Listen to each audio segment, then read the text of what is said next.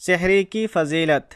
رمضان المبارک میں سحری ایک عظیم نعمت اور برکت والا عمل ہے، مگر بہت سے لوگ سستی یا غفلت کی وجہ سے سحری کے لیے بیدار نہیں ہوتے۔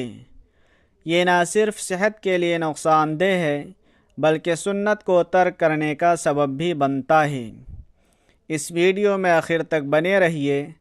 اس میں سحری کی فضیلت، سحری کی برکت کیسے ہوتی ہے، سحری کھانے والوں کے لیے فرشتے دعا کرتے ہیں،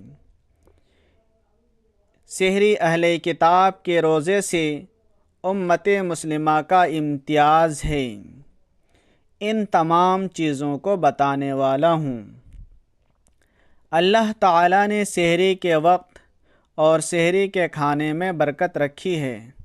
نبی کریم صلی اللہ علیہ وسلم نے ارشاد فرمایا، اللہم بارک لامتی فی بکورہا، جامع الترمذی، حدیث نمبر 1133۔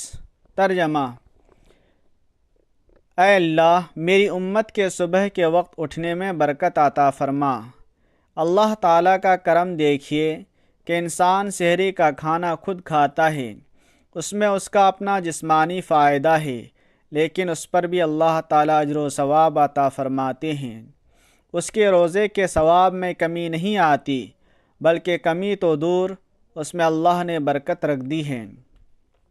سحری رمضان المبارک کا بہت عظیم عمل ہے، لیکن عام طور پر دیکھنے میں یہ آیا ہے کہ بہت کم لوگ اس کی فضیلت سے واقف ہیں۔ آئیے احادیث مبارکہ کی روشنی میں سحری کے فضائل اور چند ضروری مسائل دیکھتے ہیں۔ سحری میں برکت۔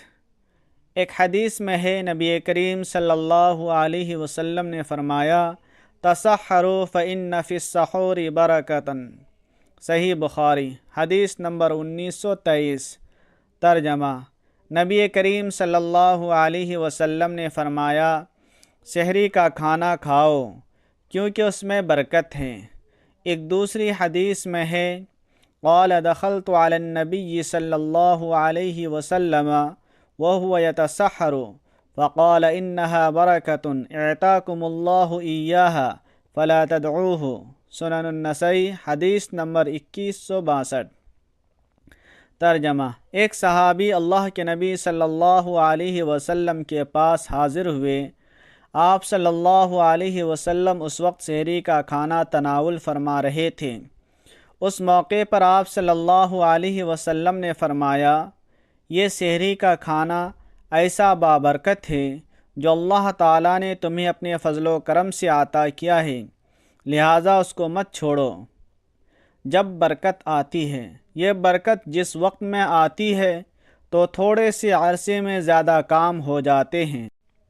یہ برکت جب مال میں آتی ہے تو عافیت کے ساتھ منافع زیادہ ہو جاتا ہے۔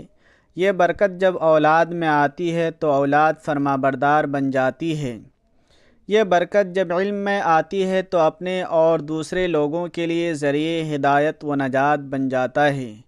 ایک دوسری حدیث میں ہے، رسول اللہ صلی اللہ علیہ وسلم نے فرمایا، یصلون علی المتسحرین۔ ترجمہ: رسول اللہ صلی اللہ علیہ وسلم نے فرمایا، اللہ تعالیٰ سحری کھانے والوں پر رحمت بھیجتے ہیں اور اس کے فرشتے ان کے لیے دعا کرتے ہیں۔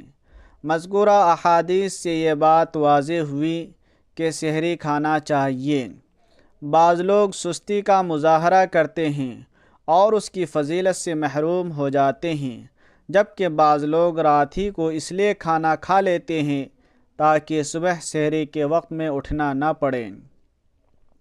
اہل کتاب اور اہل اسلام کے روزوں میں فرق۔ نبی کریم صلی اللہ علیہ وسلم نے فرمایا، فصل ما بین صیامنا و صیام اہل الکتاب اکلۃ السحر، صحیح مسلم، حدیث نمبر 2518۔ ترجمہ: رسول اللہ صلی اللہ علیہ وسلم نے فرمایا، ہمارے اور اہل کتاب کے روزوں میں فرق کرنے والی چیز سحری کا کھانا ہے۔ فائدہ: حدیث مبارک کا مطلب یہ ہے کہ اہل اسلام جب روزے رکھتے ہیں تو سحری کا کھانا کھاتے ہیں، جبکہ اہل کتاب سحری کھائے بغیر روزے رکھتے ہیں۔ سحری میں چند اعتدالیاں: یہ تہجد، استغفار اور دعا کا وقت ہوتا ہے، اس لیے سحری کا مطلب یہ نہیں کہ سارا وقت کھانے میں ہی گزار دیا جائے، بلکہ تہجد، دعا و استغفار کا اہتمام کرنا چاہیے۔ بعض لوگ یہ غلطی کرتے ہیں کہ سحری میں بہت زیادہ کھانا کھا لیتے ہیں، جس کی وجہ سے دن بھر کھٹی ڈکاریں، معدے کی جلن اور تیزابیت کا شکار رہتے ہیں۔ سحری کھائیں لیکن مناسب مقدار میں کھائیں۔ بعض لوگ یہ سمجھتے ہیں کہ اگر سحری نہ کی تو روزہ نہیں ہوگا، اس لیے جب کبھی سحری نہ کریں تو روزہ ہی چھوڑ دیتے ہیں۔ یہ درست نہیں۔ روزہ کے لیے سحری کھانا مستحب اور پسندیدہ چیز ہے، شرط نہیں کہ اس کے بغیر روزہ ہی نہ ہو۔ اس لیے محض سحری کے چھوٹ جانے کی وجہ سے روزہ چھوڑنا شرعاً غلط ہے۔ بعض لوگ یہ سمجھتے ہیں کہ جب تک فجر کی اذان نہ ہو سحری کی جا سکتی ہے۔ یہ بات سراسر غلط ہے۔ ختم سحری کے اعلان کے وقت ہی سحری کا وقت ختم ہو جاتا ہے، اس کے بعد کھانا پینا غلط ہے۔ بعض لوگ سحری کھاتے ہی سو جاتے ہیں، جس کی وجہ سے ان کی نماز فجر قضا ہو جاتی ہے، یہ بھی غلط ہے۔ سحری کے بعد تلاوت، ذکر اللہ، درود پاک، استغفار، دعا و مناجات وغیرہ کریں۔ چل کر مسجد پہنچیں، وہاں نماز فجر باجماعت ادا کریں۔ اللہ تعالی ہمیں رمضان المبارک کی صحیح معنوں میں قدر کرنے کی توفیق عطا فرمائے، آمین، بجاہ النبی الکریم صلی اللہ علیہ وسلم۔